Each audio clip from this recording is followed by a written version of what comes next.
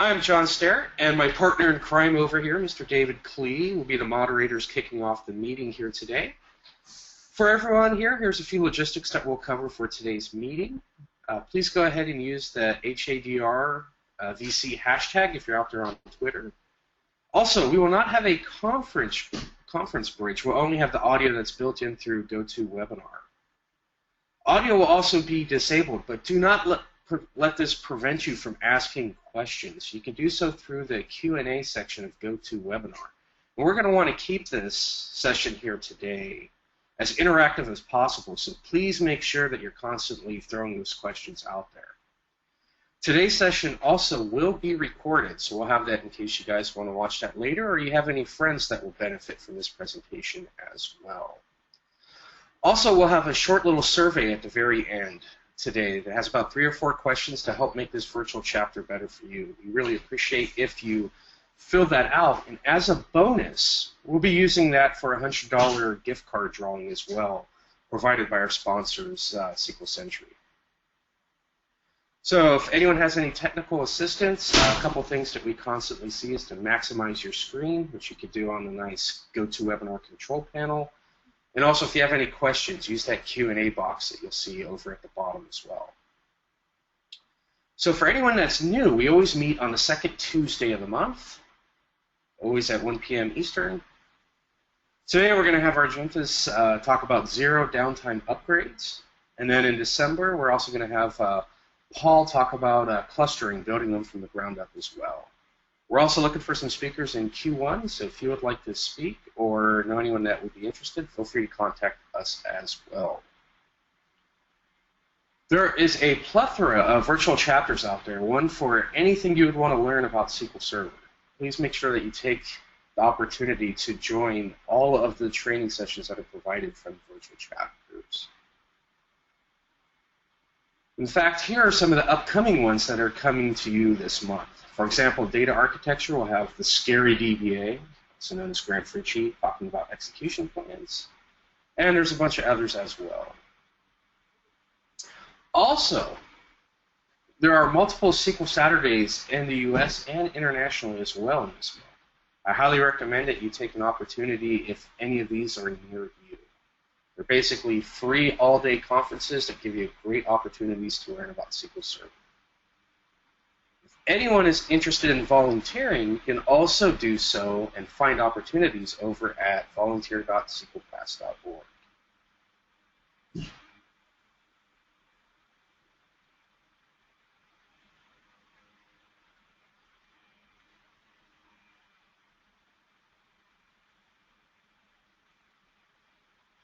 And now we'll go ahead and we'll introduce our speaker. So a good friend of mine, Argenis, to me is well known for always doing weird selfies. In fact, here's the one of us over at the past summit here 2 weeks ago. But a lot of people probably also know Argenis as a great knowledgeable resource that's been an architect for many years, focusing on high-end OLTP systems, virtualization, performance, troubleshooting, and is a solutions architect for Pure Storage. With that, Argenis, we'll go ahead and turn it over to you. Hello, everybody. Can everybody hear me okay? I think this is working great. So I'm now going to go switch to my screen. This is the presentation that I have ready for you guys today. Actually, I just want to see the audience view really quick just to make sure that we're showing the right thing here. So yes, it looks like we're good. Like John said, my name is Argenis Fernandez. I'm a SQL Server Solutions Architect for Pure Storage. I am speaking to you guys today from the Santa Clara Hyatt Regency Hotel. So I'm actually sitting on a room that's kind of weird. It's the lunch room, but there's nobody else here. I'm actually here doing some training for the new hires at Pure Storage today. This presentation that I'm delivering to you guys today is called Zero Downtime Upgrades, Rockstar DBA. But I actually spoke to my lawyer, and he says that I should change this, so I'm going to do this. Because, yeah, I think that's more appropriate. So let's call it near zero downtime upgrades, Rockstar DBA. So why do I say near zero downtime upgrades? Because there really isn't such a thing as zero downtime on SQL Server. There's always the possibility of you missing a couple of queries as you submit them to the server, as that make the application to the application appear as if the SQL Server is actually down. If you have the luck to have a good connectivity library that performs some retry logic and some smart things about managing the state of your connection. Say, for example, I try to connect to my database server. I'm not able to connect right now. I'm going to wait 2 seconds, and I try again, and then I try after 4 seconds, and then 8 seconds, and then 16 seconds, and then 32 seconds. You can build sort of an exponential backup connection kind of algorithm that will give you a better kind of experience in general. But the key here is that your application needs to be able to maintain some sort of state internally, trying to hit the database. If it wasn't able to hit it once, it needs to be able to retry again. If your application is unable to do that, there's always a possibility that there might an error or two pop up to the application. Or if you're talking about a service and the service does not know how to handle database connectivity problems, then that service will likely have to be restarted. So that's why I said near, right? Because if you don't build that logic inside your application, your experience could possibly not be as smooth as you think it could be. Now, I am presenting this deck. It's the exact same deck that I showed at the past summit 2015. That was 2 weeks ago.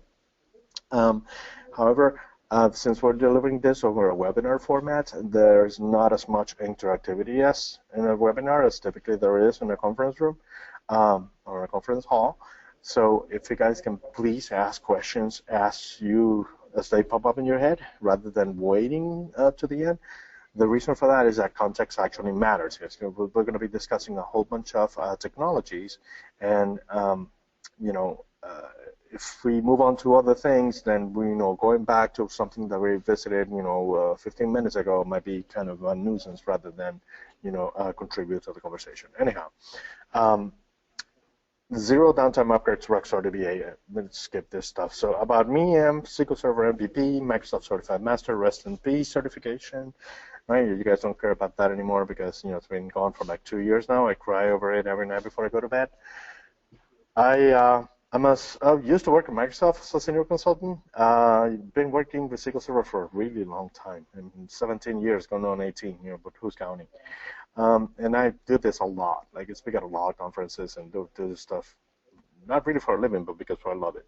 Anyhow, I did found the security virtual chapter for PASS. So if you're interested in checking out security topics, that security virtual chapter is run now by Mr. Robert Davis, a very good friend of mine, also known as SQL Soldier. They do monthly meetings now, although I haven't seen any advertisements for meetings recently, but they meet every month or so. Anyhow, the scope for today's talk. This is very important that we make it clear what we're going to talk about today.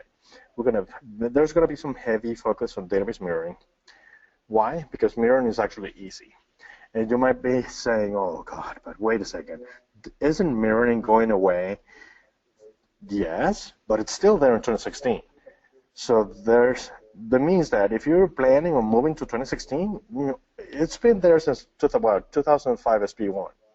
If you're planning to perform any migration from any version of SQL Server to even the same version, you don't have to upgrade. Mirroring is quite possibly one of the best ways to migrate, and I'll tell you guys why as I move during this talk today. We're definitely going to evaluate log shipping as an alternative for routing upgrades, and I want you guys to keep that in mind, routing upgrades, because we're going to discuss that further there.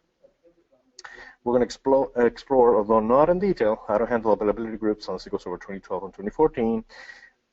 There's not really a lot of changes from an upgrade and routing upgrade point of view for 2016, so I will not really touch upon that.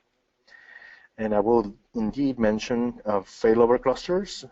So I will say a couple of things about that. We don't have a demo for that. We do have a demo for everything else pretty much. But for clusters, clusters can be literally a pain to set up on VMs, and so getting things to work consistently for them was kind of a challenge, so I decided not to demo that today. Anyhow, We will not discuss OS level upgrades because that's a completely different talk. Like really, I could have Alan Hurd standing next to me talk for 4 hours just on OS level upgrades, right? I could do the same thing. We're not going to get into that today because we only have we only have limited time. So anyway, we're not going to discuss OS level at all. Now, this is important that you guys understand the features and builds of SQL Server that actually supports those features for running upgrades, which is the key here, right? Database mirroring is supported, like I said, in SQL Server 2005 SP1 and above. That's actually interesting because mirroring was supposed to be released with SQL Server 2005 RTM. But SQL Server 2005 was already delayed 2 years. It was supposed to be SQL Server 2003. So Microsoft said, you know what, we need to release now. If mirroring is not fully baked, let's just release without it, and we'll make it available as a trace flag. And that's actually what it happened. So 2005 RTM had a trace flag, special trace flag that was only a few people knew about, like MVPs and people like that knew about. You would use that trace flag to enable database mirroring. And it wasn't fully released to the public without any trace flags or anything like that until Service Pack 1 came out. Now, for failover cluster instances, to perform a rolling upgrade, you need SQL Server 2008 RTM or above. And for availability groups, you can do SQL Server 2012 RTM and above. And you might be thinking, okay, so you're talking about upgrades, but are you talking specifically like version upgrades from like one major version of SQL Server to the other? Yes, but we can do so much more with all the stuff that I want to mention today. It can be used for service pack upgrades, cumulative upgrades, cumulative updates. You know, the concept of a rolling upgrade can be applied to anything really. It's not just specific to major versions of SQL Server. This is something that I really want you guys to think about today. In-place upgrade, not a good thing. There's just too much risk, right? Imagine you have a server that you want to upgrade, and you have modified the server over the years, and you have made changes, little things here and there. You have applied patches, you have done things to the server, and now all of a sudden you want to upgrade it. So what happens if that server just crashes in the middle of the upgrade? Well, what are you going to do? What's your rollback plan? What if you're left with a brick, right? There's no really good way to test this stuff. I mean, some customers are actually able to take that, I don't say customers, generally I speak about customers, but some people take servers and virtualize them, they P2V them, and they test the upgrade there, but it's not the same thing, right? You're not doing the exact same test as you will be performing in the production. So does that give you a level of comfort? Yeah, but personally, it doesn't make me feel 100% comfortable that the process is going to work. So the last thing you want to find out is that the upgrade just failed, and now you're left with a server that's no good for anything.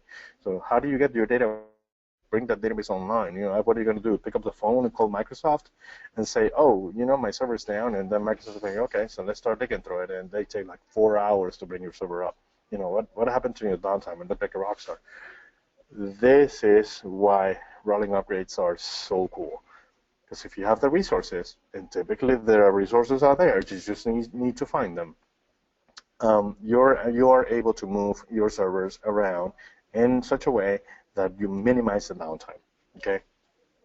This is the best advice that I can give you. Clean installs of freshly imaged servers every single time, whenever possible. That's the best way to go. And by freshly imaged server, I mean a box that's just basically formatted, rebuilt, you know it's clean, ready to go. If you do VMs, then same thing. If you have a fresh VM that you just got from your sysadmins that's ready to go to have SQL installed, etc., that's the best way to go. Rather than a hand-me-down server that's been around for 3 years, it has old processors, and you don't even know if it's been patched, whatever. Anyhow, this is the meat and potatoes of this talk. I want you guys to really consider database mirroring as one of the best ways to perform running upgrades.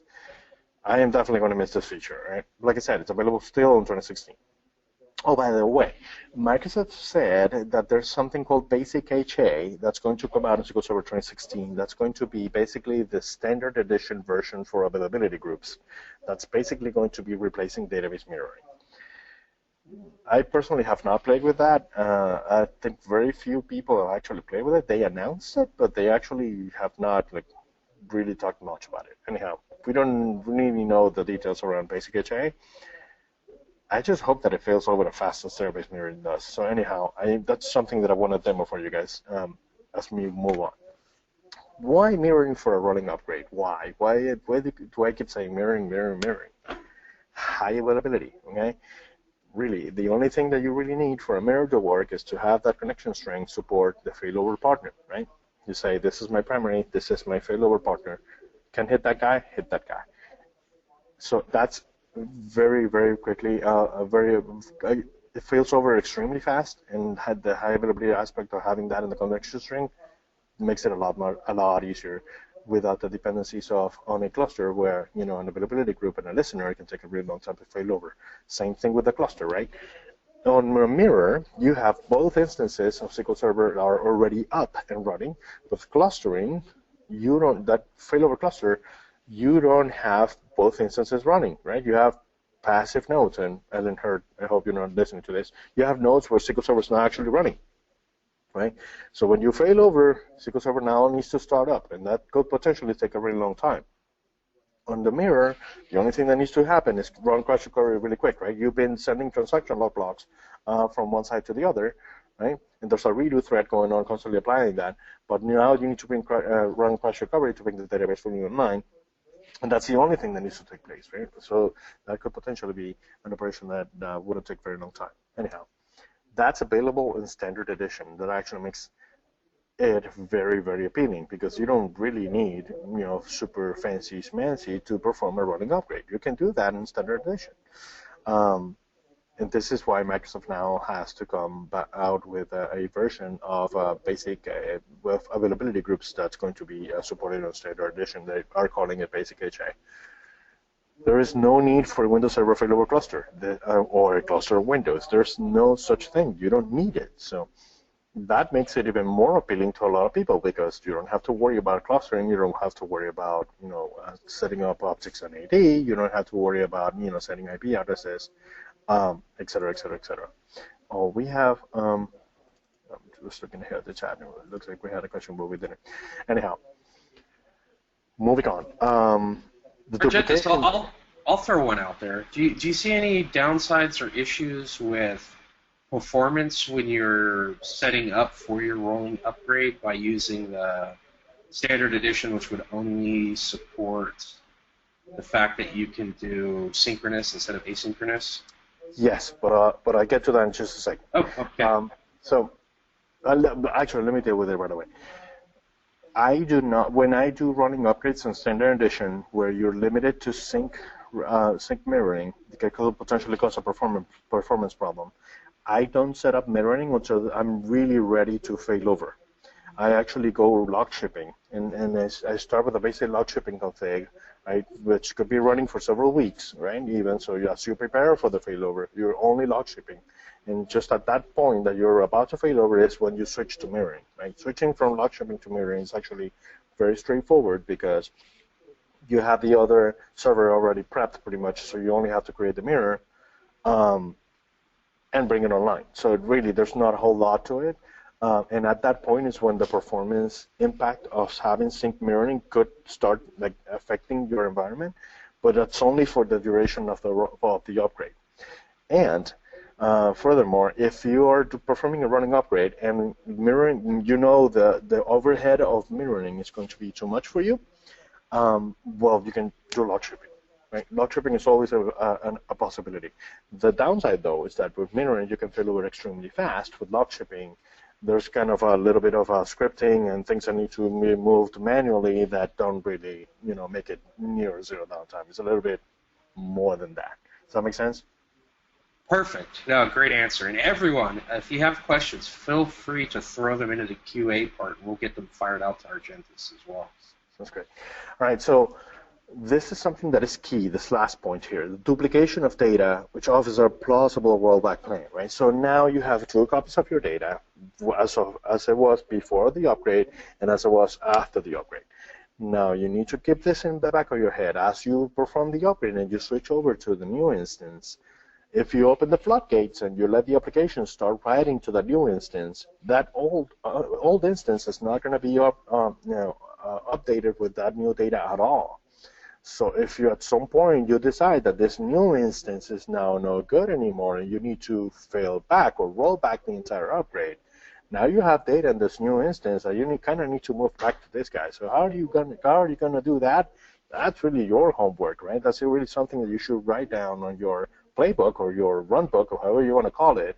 You need to really make sure that you have accounted for that scenario, and if that does happen where you do write data or allow data to be written to the new instance and then you decide to roll back, how are you going to fetch that data from the new instance to the server that you're actually rolling back to? Because otherwise you're going to have some data loss there. So anyhow, keep that in the back of your head. That's something that's very important. Have a run book or a playbook, however you want to call it. You want your checklist. If something happens, this is what I'll do, and have some scripts ready. Furthermore, before I even get into all the other topics, please use VMs. You have computers. You have a computer in front of you. That computer very likely can run a VM. It very likely can run Hyper-V. And very likely you can do dynamic memory with newer versions of like Windows 8, Windows 8.1, or Windows 10. You can do dynamic memory in Hyper-V, meaning that you do not need 32 gigabytes of RAM to have multiple VMs running on your machine. Okay, you can most definitely install small VMs mimicking your topology, so where you can have a failover cluster that's part of an availability group, et cetera, so you can actually perform some testing on your laptop and just rehearse how your migration is going to go. Okay. Furthermore, pretty much every single hypervisor has the ability to take snapshots, and so you can take a snapshot of your entire environment before you've actually performed the upgrade. Run your upgrade, see how things go, and then roll right back to that snapshot that you took, and then continue moving on from there. Right, so that's just a general piece of advice that I tell everybody. It's a good idea to do because you want to rehearse. You don't want to be really testing in production, right? You want to have tested this, whatever upgrade you're performing on somewhere else rather than production. Anyhow, you do not need similar hardware for a mirror, and that's actually key. On clustering, sometimes you need similar hardware to be running on multiple nodes. That's not the case for mirroring, and it's also not the case with availability groups, so that's pretty cool about it too. Here's some Box Online diagram action that I have here. This basically just tells you if you have a mirroring setup, you kind of have to discern whether you're running high performance, which is asynchronous, or high safety, which is synchronous. High safety with automatic failover, you can upgrade right away. I'm sorry, without automatic failovers. If you do have a witness, right, you need to remove the witness from the failover. If you're running async, you need to move to sync before you can actually failover. The reason why you need to move from async to sync is because there might be data loss if you actually failover while running async. Okay, so that's something that's very important. You need to switch to sync before you failover. So if you're running Enterprise Edition, what I will tell, generally speaking, will tell you is, just like I told you, just like I said before, you want to start with log shipping because that has the least impact on everything, and it's the easiest thing in the world to set up. Once you're ready to start thinking about the migration, you move to async mirroring, and then at the moment that you're ready to perform the migration, unless obviously your business has other requirements, I'm just generally speaking what I like to do on very busy systems. Go async first, and then I switch to sync right as I'm about to failover, then I failover, and then I switch it right back to async. Now, after a failover, there's really no need to set it back to sync, to async, but I do it anyway. Because what happens is that as you perform a running upgrade, the old server is going to be a previous version of SQL Server, and mirroring is not going to be able to feed data back to that. So anyhow, you don't want to depend on that server being unavailable for an extended period of time by any means, because that's typically what happens. Yes. We have a couple of questions that fit in here that I'd love to throw your way. Okay. Yeah, go ahead. So Kyle asks here, we have a SQL clustered instance that's due to be upgraded here in the near future. Okay. The upgrade version will also be to keep it in an FCI cluster. Would you still consider mirroring for the rolling upgrade scenario? Does it make sense? So that's actually what I did at SurveyMonkey, my previous job before previous storage. We had a 2008 R2 cluster. That I needed to upgrade to 2012 actually, and so cluster number 1, cluster number 2.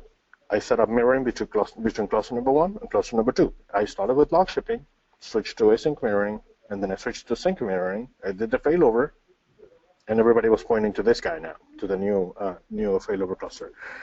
I highly recommend that because basically you take advantage of several things as you do that. Typically, you're running on newer hardware, so you have already purchased new servers, etc., or built new VMs where you're going to be running off of. The failover, in my case, it was something that the database was something like 9 or 10 terabytes at that point. It took 11 seconds, and so 11 seconds for a database failover basically makes you look like a rock star. And I really did nothing out of the ordinary. I only failed over a mirror, okay? And then I told people just point the application servers to the new instance, right? Now, if the application servers cannot handle mirroring because they don't have they don't use .NET libraries or anything, something like that, then you might be left with handling the DNSC names. The DNSC names are something that they're extremely useful for these kind of things, especially for migrations. I typically create a DNSC name per database. So if I'm failing over one database versus many, I can control that via DNSC name. So I gave a DNSC name. A CNAME is nothing but an alias, really. So I tell my application guys, hey, look, when you connect to this database, you connect to this CNAME, okay? And then when I'm about to perform a migration, what I do is that I change the TTL, which is the time to live on that DNS record, to minimum as possible, typically 0. So that means that every time somebody tries to resolve that name, doesn't look into local cache, they go out to the DNS server and find out what the actual IP address is. So imagine the situation where you have an application server that does not know about about .NET connectivity libraries and don't understand the concept of a failover partner. You can tell that application to connect to this DNSC name, then set the TTL to 0 as you're about to perform the failover. Do the failover, modify the record in DNS, and that causes the application server to immediately connect to the new server. So that's one way that you can kind of mimic, not really mimic, but kind of minimize the impact that a migration can have on application servers. It's really cool, but the key here is to do it at the database level rather than whole instance level, because a lot of databases can move on their own. And so if you have databases that grow out of control and you need to move them out of a particular server to another instance, you have the capability to do that with a DNSC name much faster than having to break it down, and now you have applications that are going to connect to one server name versus the other, etc. So DNSC names, something that's very cool. John, do we have any other questions pending on the queue right now? Yes, I see one more here. Can you use the same process of log shipping and mirroring without changing an IP address and server name? I think you kind of covered that a little bit with your CNAME aliases. Yeah, that was basically, no, you cannot. There's not really a way to do just that unless you're log shipping to the same exact version. I mean, that doesn't really make sense. If you're switching storage, that might work. Like if you're switching from one array to another, say another array, or moving from storage platform A to storage platform B, you can log ship with the same instance. But when changing servers means changing names, means changing IP addresses. Really, there's no transparent way to do that. All right. So moving on. I'm going to go ahead and keep going here pretty fast because this diagram I already showed you guys. So basically, if you're async, you need to go sync. If you're sync with witness, you need to remove the witness, then perform an upgrade. The upgrade is really just failover, upgrade, and then upgrade the mirror server. DBCC check DB, Microsoft says to run it on the principal database. That can have a big impact on your server. So if you're really concerned that you might experience corruption on your target platform, by all means run it. Otherwise, just wait until your next maintenance window and run it there. Microsoft will tell you to do this just because they want to, basically CYA. And then resume mirroring and set it to switch back to async or switch back to sync with a witness, and then you would upgrade, the previous server. So I have a demo here of a running upgrade using database mirroring. For that, I'm going to leverage these two VMs, and I hope everybody can see my screen. If not, please use the Zoom button on your GoToMeeting. SQL VM01 is on my server that is running SQL Server 2012. You can see here 11.056.23. SQL VM03. I actually was fixing log shipping before I joined the session here. You can see that this is actually running SQL Server 2014. Okay, so 12.04422. You can see I have 3 databases on each box. Test AG, which is synchronized, that's actually my test availability group. I have test log shipping, which is actually log shipping to VM03. And then I have test mirroring, which is actually mirroring to SQL VM03. So picture this scenario I have right here. I have 2 VMs and 2 VMs only, and I already set up an AG log shipping and mirroring, which means that what I'm trying to tell you here is that you can test anything. Okay, you can have a failover cluster on VMs as well. It's not so difficult to set up.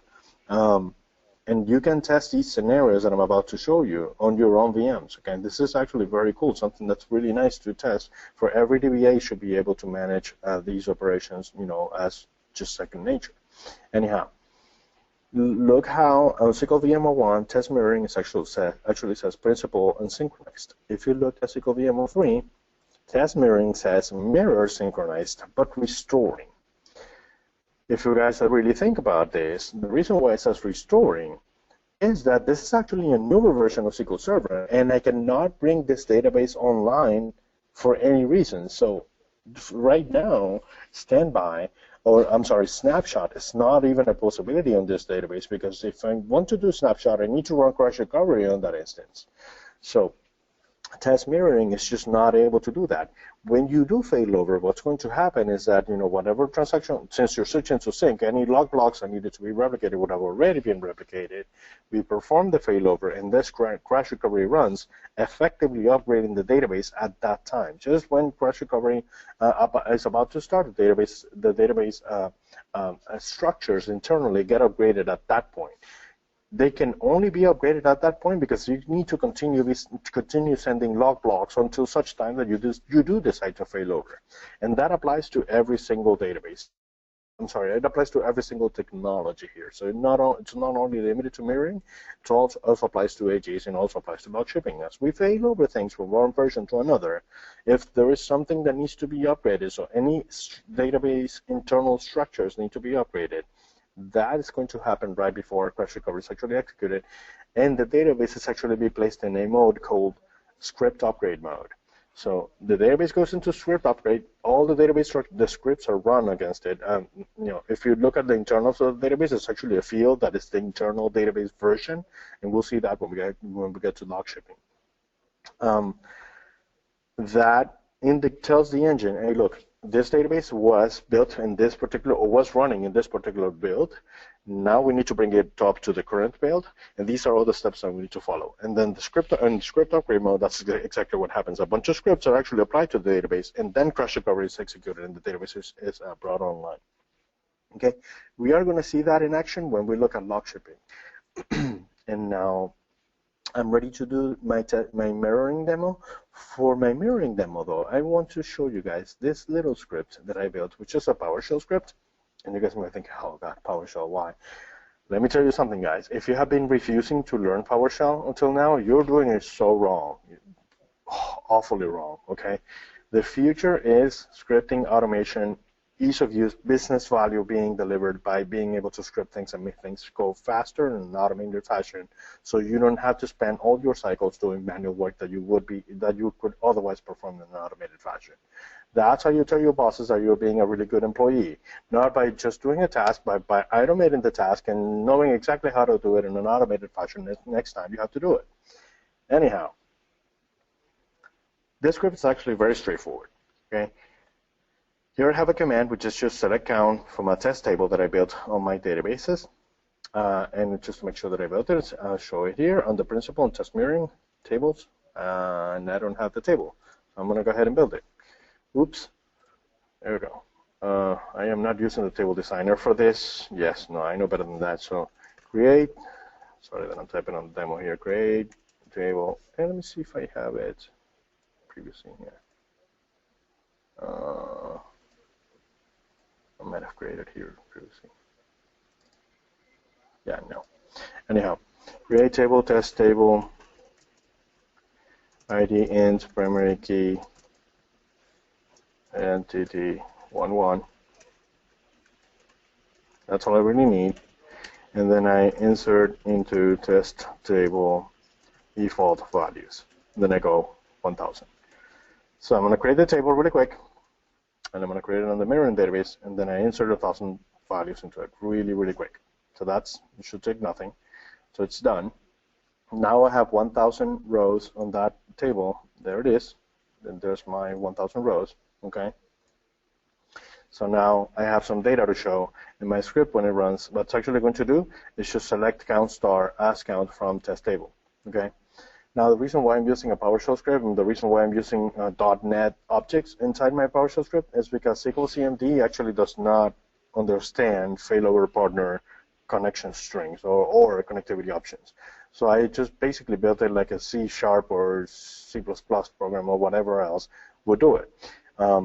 In this case, I specify my primary server, SQL VM01, specify my failover partner, CSLab SQL VM03, specify my database, and I'm using integrated security, so now I need to pass any logins and passwords, etc. The only thing that's of relevance to you guys is that I run this command, this select count star.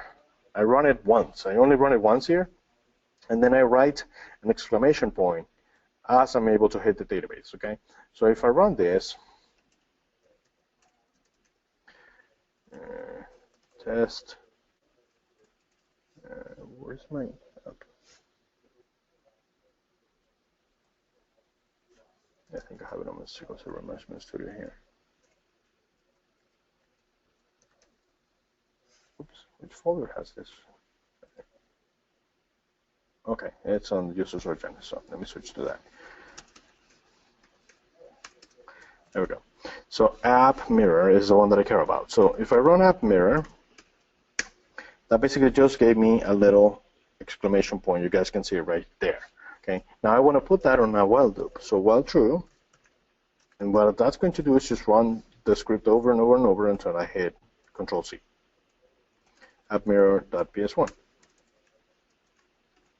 So you can see that's every time I hit the database, that's generating a new exclamation point. Okay. When I do the failover, we're going to see a little error going on. Remember, my script, it's very basic. It has no real retry logic or anything like that. So you guys are gonna see the effect of a mirror actually failing over. So you can see how my lines are coming through, and as I perform my mirror failover, you're gonna see stuff happen. Okay. So now I go back to my VM. Okay, and I'm actually gonna use the GUI for failing over. And you guys might be saying, wait, dude, GUI? Seriously? Yes, because the GUI is there for a reason. The GUI is there to be used. Okay, you don't have to be a statistical genius here to do stuff and do stuff properly and know what you're doing. Right? Here's something I'll confess to you guys. My entire MCM lab, everything done through the GUI. Yes, everything. So yeah, there you go. Mirroring. Okay, I got database properties on my test mirroring database. Switch to mirroring, and then I am only looking to set up. By the way, if I were running on asynchronous, I couldn't fail over. It's going to tell me, it's going to give me an error after I say yes. So I have to switch to sync, and then I fail over. So the failover is very straightforward, right? I just press this button and ask me, hey, are you sure you want to do this? Yes, I am. Okay, so then look what's happening. It's failing over right now, and there it is. So that's done failing over. So let me look back at my VM, and I stop this with Control Z. So look, I was running queries one after the other. Boom, boom, boom, boom, boom, boom, boom. There was only one query that failed. Exception calling failed with one argument, transport error level. So I was trying to hit the server as I was failing over, failed, and now I started hitting the other server right after that. So imagine, in a production environment, when you have 80 threads, concurrent threads hitting your production database. Those 80 threads are going to experience something like that, and this is why it's important for them to have some sort of retry logic on them, where if they cannot hit the database, they wait a little bit and they try again, then they wait a little bit more and they try again, etc. That's how applications should be designed, or modern applications should be designed. I mean, it's 2015, for God's sakes. If you're building applications that don't understand how to handle a database failure, you're doing it wrong. I mean, so please spend some time, tell your devs to spend some time and fix that stuff. Anyhow, you guys can see how quickly the mirror failed over here, right? It was only a query that I missed, and it was running stuff really, really, really fast. Only one query failed. So if I refresh this database here in this server, and you actually need to refresh the database step. So look what happened now. On my primary, this used to be the primary, right? I now have this guy in mirror suspended restoring. Why is it suspended? Again, this is a previous version of SQL Server now. This is SQL Server 2012. And the production or primary instance is actually now running on VMO3, right? So you can see here it says principal. I am the principal, but I am suspended. I am suspended. The mirroring session is suspended because it cannot send any log blocks to a down-level version of SQL Server. Okay, so you guys need to understand that. The moment you have failed over, okay, there's no more mirror. If you open the floodgates, data comes in. You need to be, if you decide to roll back to that guy, which by the way you can, right? This is here now suspended restoring, and that's actually something that's really cool. This is not even online, so it's restoring. If I want to use this database, if I want to roll back to this database, all I really have to do is just break the mirror, okay, and bring the database online, and then I'm done, right? I need to repoint my application service to hit that database, and I'm online, okay? So that's something that you should script right beforehand. So in case you need to roll back, you already have the statements to do that very, very quickly. Anyhow, on SQL VMO3 again, this is principal and suspended. And the experience on the application layer was basically just this, like I said, one query. I was running things sequentially, right? Only one thread was basically generating one query after the other. Imagine if we have multiple threads, the experience can be very, very smooth, okay? So you can really look like a rockstar because you failed over extremely fast, and this is why I love mirroring, okay?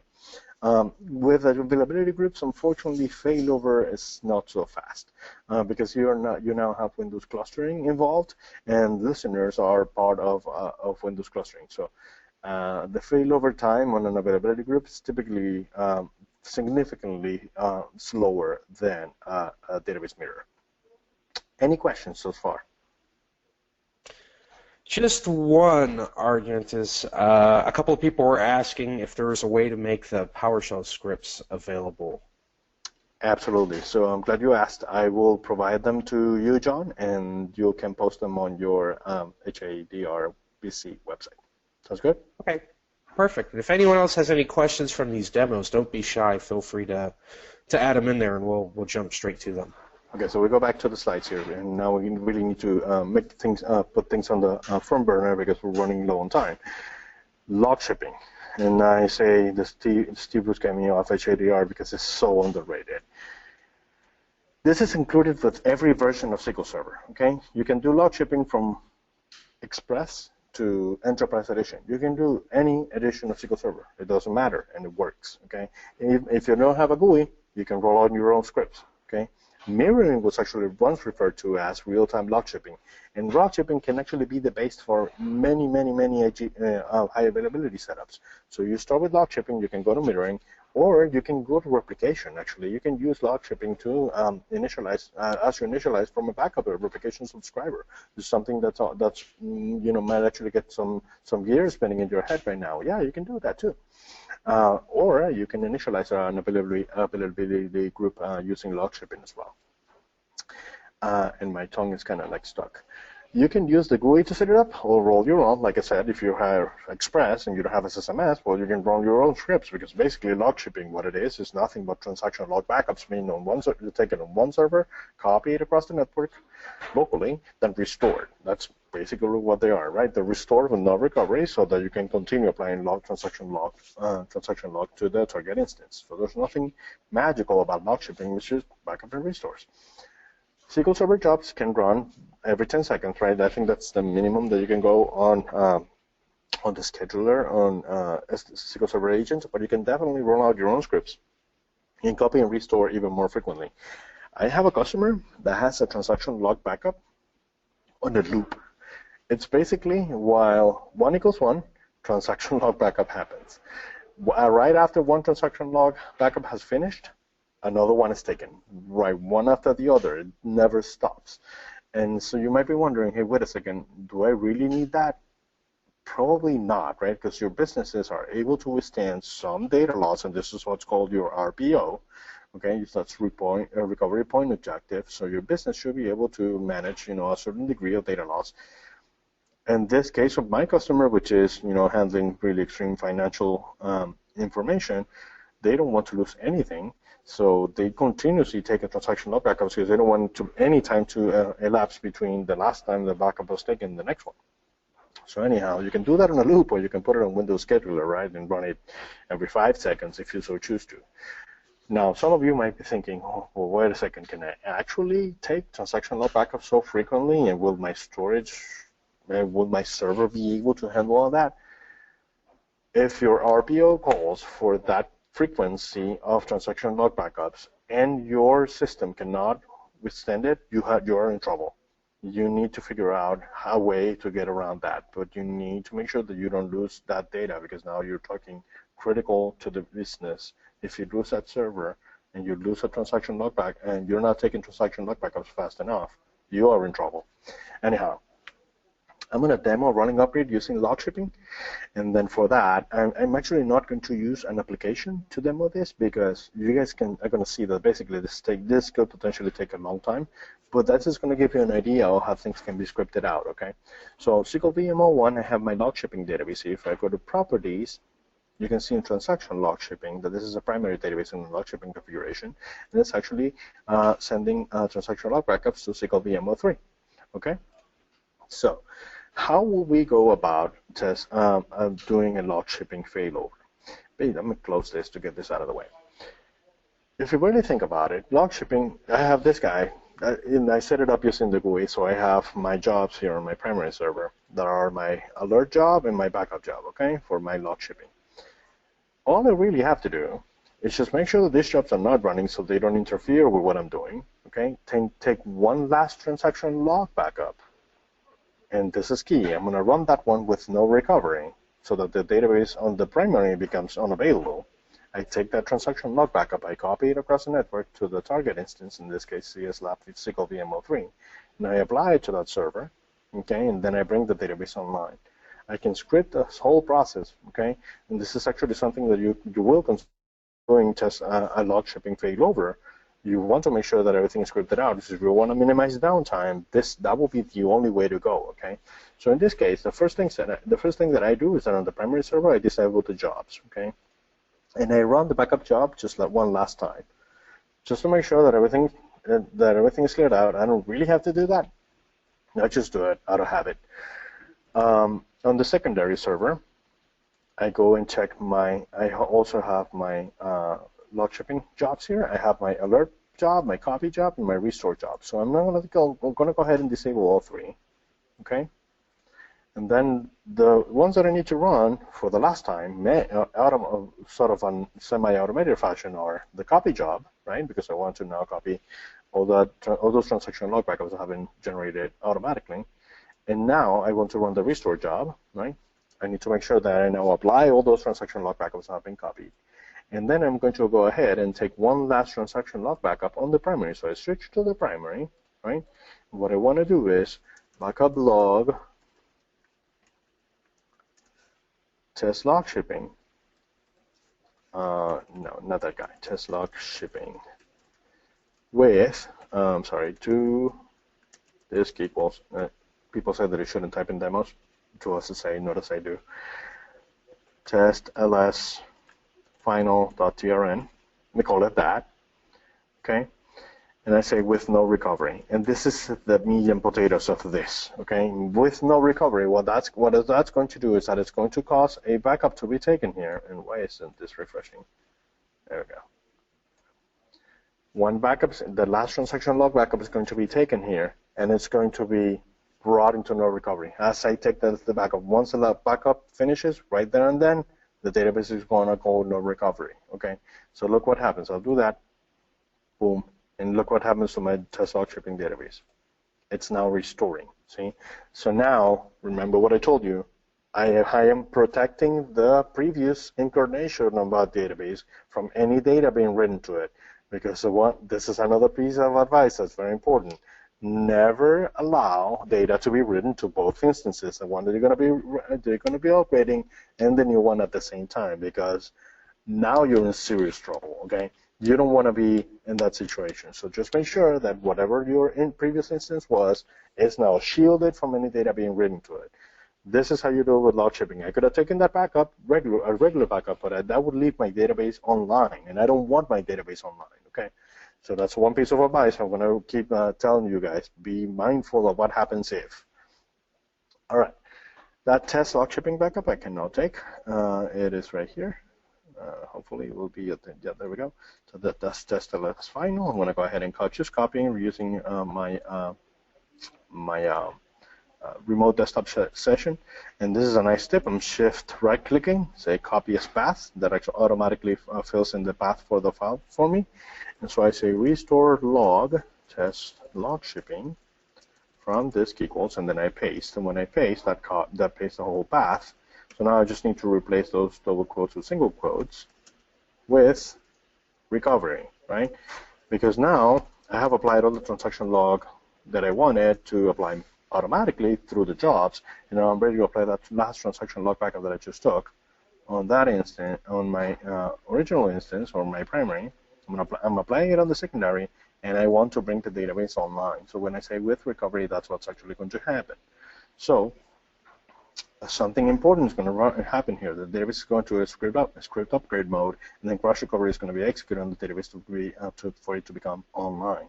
So I want you to pay attention to the messages that we're going to see after we do this. Ready? Let's go. So that takes, in this case, there wasn't a whole lot of transaction log to apply, but look, this is really what happens, right? The original database was on version 706, which is 2012. Oops. And it needs to be upgraded to version 702. And this is an internal database version, okay? This is a versioning mechanism that SQL Server has internally, okay? You can see this on the boot page of the database. And then you can see how the database log shipping was upgraded from version 706 to 770, 770, 771. So the way that this typically Microsoft does this is that if there are changes that do not overlap each other, they are placed into one big upgrade step. But if there are little things that might overlap each other, so that you do one thing first and then you do the other. And so as they build new features into the product and internal structures need to be modified, they build additional upgrade steps so that they can so the database can be upgraded smoothly. Now, after the last step was done, we're brought to version 782, the database was put online. You can see it here. My database test log shipping is actually there.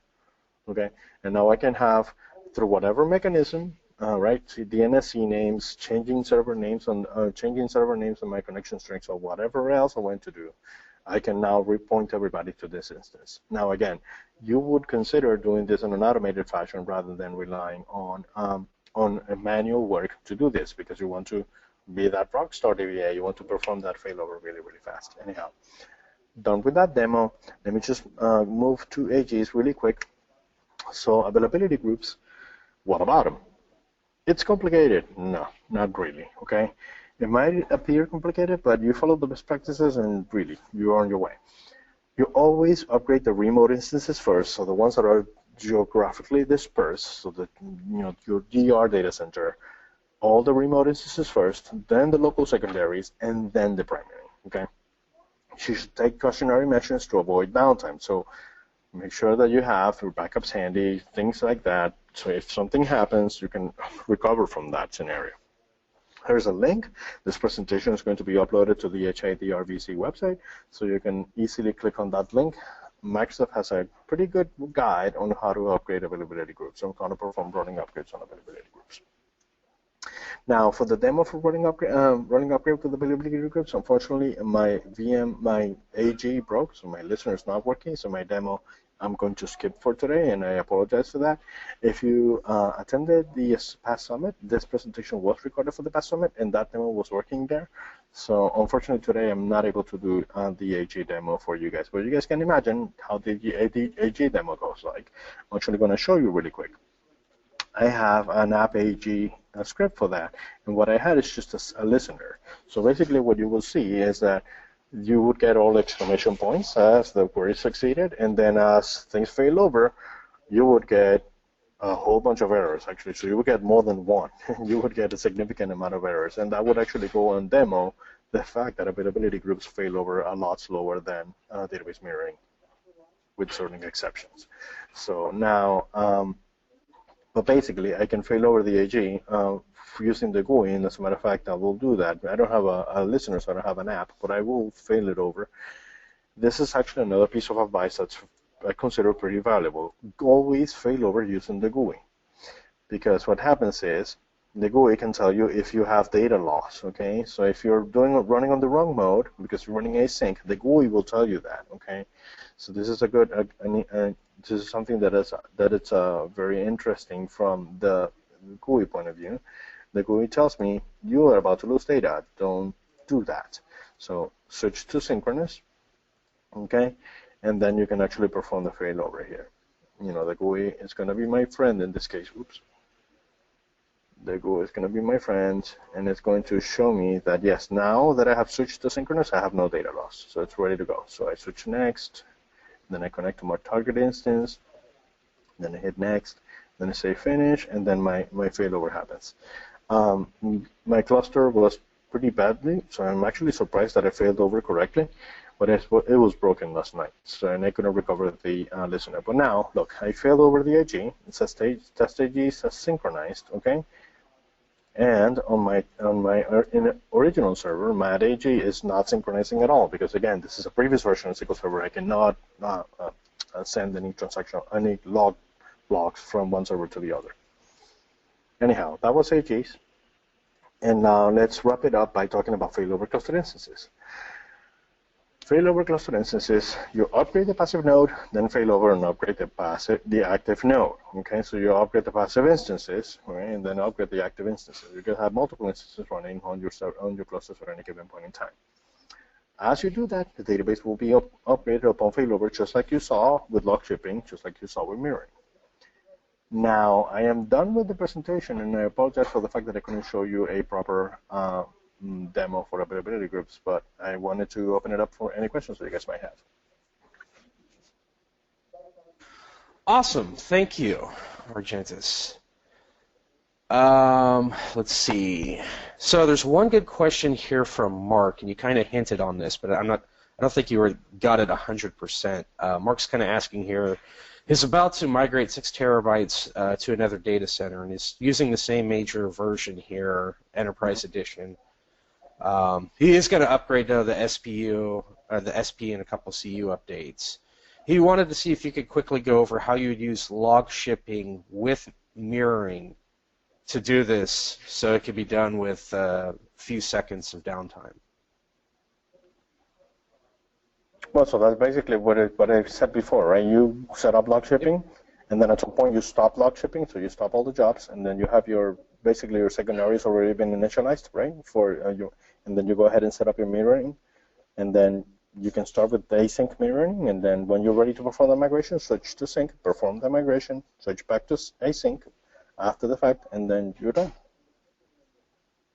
It sounds really straightforward when I talk about it. It might be a little, extra work here and there, but not a whole lot. Yeah, you're basically just using it to prep for mirroring, right? Correct. Yeah, that's the key. Yeah, in my own experience, I know I talked with you about this, Argenis, but I did an 80 terabyte database and blogged about it as well, and it's very straightforward, very similar to exactly what you did step by step here.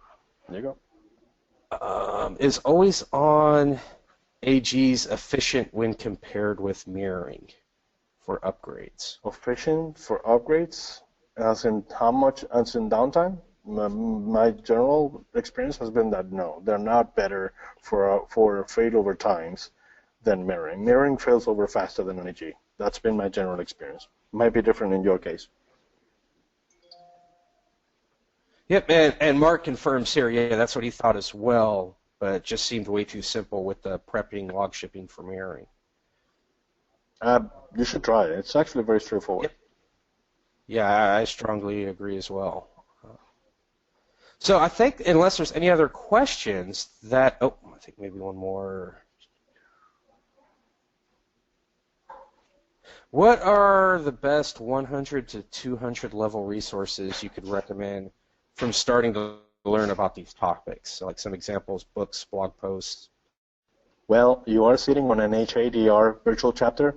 I'm pretty sure you're going to find some resources if you go to the archives for this VC. Yep. Alrighty. All right, I think that concludes everything here. Argenis, thank you once again for doing this with us, and we will record this and get this out there on the archive page. And also, when Argenis sends us the scripts, we'll add that to the archive too for his presentation that's out here as well. A couple people asked where they would be able to find it, so we're going to go ahead and put it out there. All right, well, everybody have a good day, and thank you for having me. All right, look forward to seeing everyone next month, and thank you, Argenis. All right. Take care, everyone.